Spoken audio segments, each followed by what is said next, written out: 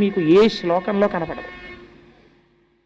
హనుమ జయంతికి సంబంధించి కూడా ప్రమాణం ఏం చెప్తారంటే, వైశాఖ మాసంలో కృష్ణపక్షంలో ఏనాడైతే దశమి తిథి వస్తుందో ఆ దశమి తిథి నాడు పూర్వాభాద్ర నక్షత్రము ఉంటే ప్రశస్తం, పూర్వాభాద్ర నక్షత్రం లేకపోయినా నువ్వు దాని గురించి విచారించవలసిన అవసరం లేదు.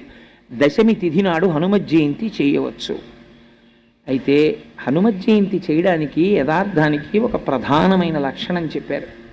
హనుమ జయంతి చేసేటప్పుడు పరివారముతో కూడినటువంటి హనుమని పూజ చెయ్యాలి.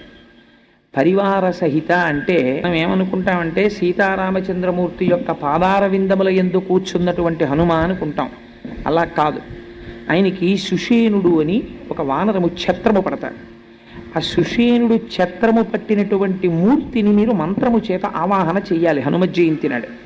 అలాగే మైందుడు